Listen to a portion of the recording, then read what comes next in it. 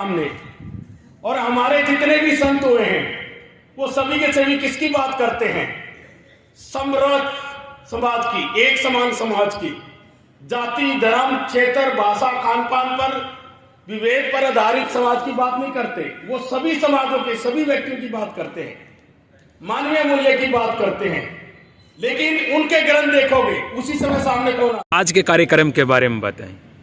आज हरियाणा अनुसूचित जाति राज्य के अध्यापक संघ जिला रोहतक इकाई ने माता सावित्रीबाई फुले की जयंती के अवसर पर एक महिला सम्मेलन आयोजित किया गया, जो कि आज ही हमारा दूसरा महिला सम्मेलन आयोजित किया गया है।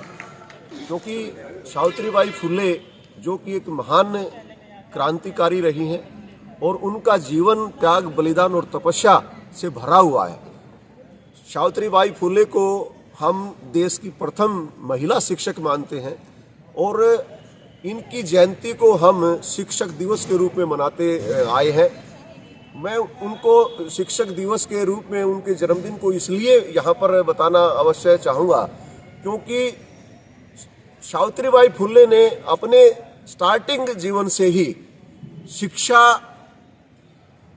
को महत्ता दी और अपने जीवन में 18 स्कूल खोलने का प्रयास किया और उन स्कूलों में वंचित तबकों की लड़कियों को पढ़ाने की शुरुआत जो उन्होंने की, आज जो आप देख रहे हैं महिलाओं की जो तरक्की देख रहे हैं या महिला सशक्तिकरण देख रहे हैं, सावित्रीबाई फुले के स्कूल खोलने से पहले और आज के समय में बहुत ज़्यादा अंतर आपको दिखाई देगा।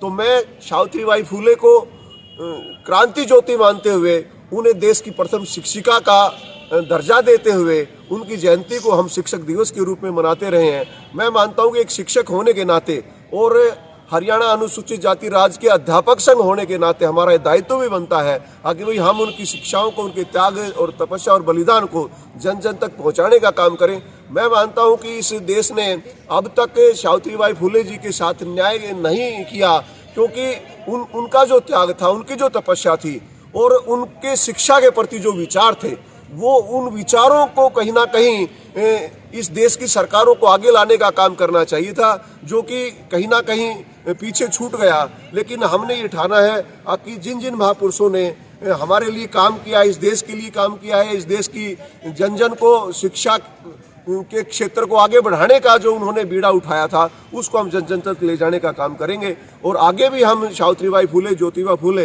बाबा साहब भीमराव अंबेडकर का जो मिशन है, शिक्षित बड़ों का जो नारा है, उसको आगे ले जाने का काम करेंगे और इससे बहुजन समाज को इकट्ठा करने का काम भी हम इस माध्यम से यहाँ पर आज माता सावित्रीबाई की बात चली है और यहाँ कितनी महिलाओं को सम्मानित किया गया? यहाँ पर महिला सम्मेलन है, लगभग 15 महिलाओं को सम्मानित करने का काम किया है, जिन्होंने हमारे इस संगठन में और समाज में कहीं ना कहीं शिक्षा के क्षेत्र को आगे बढ़ाने के लिए अपना योगदान दिया है और कहीं ना कहीं सावित्रीबाई फुले की शिक्षाओं को आगे ले जाने का काम किया है।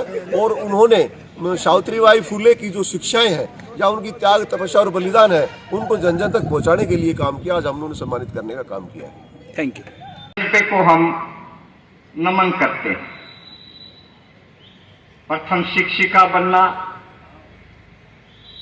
और फिर उसी विचारधारा के अनुसार सबसे प्रथम, जैसे रंगा जी ने, मैं सुन रहा था, व्याख्यान किया था कि नारी के बगैर कोई भी पुरुष उस मुकाम तक नहीं पहुंच सकता। तो वो संघर्ष देखिए उसका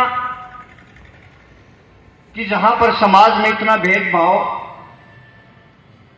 और उस समाज में भी भेदभाव होते हुए भी महिला का तो कोई जीवन ही नहीं था, वहां पर वो आइडियोलॉजी पैदा करना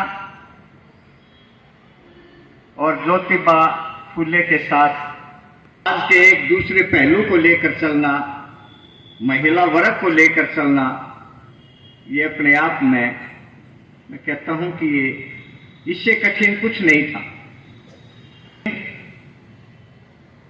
वो अद्भुत करिश्मा था, अद्भुत शक्ति थी। कवियत्री होने का जो उसको प्रथम दर्जा माता ज्योतिबाई फुले को ही दिया। प्रथम शिक्षिका तो थी। तो ये सारी चीजें लाई हैं, उनकी भी डाइट का थोड़ा सा और ध्यान दें, मतलब ध्यान रखें कि भी हाँ उन्होंने भी कुछ खाया है कि नहीं खाया है।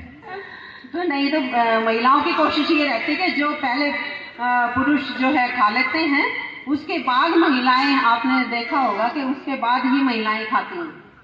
तो हमें ये कोशिश करनी कि हम साथ मिलके ही सारे काम करें और महिलाओं की, बच्चियों की शिक्षा पे ज़्यादा ध्यान दें। जन्म पे भी उतनी ही खुशी मनाएं, क्योंकि आजकल आप देख रहे हैं कि बेटियां हमारी बेटों से ज़्यादा ही हर फील्ड में, चाहे वो किसी भी तरह का फील्ड है, उसमें बेटियां ही ज़्यादा आगे निकल रही हैं।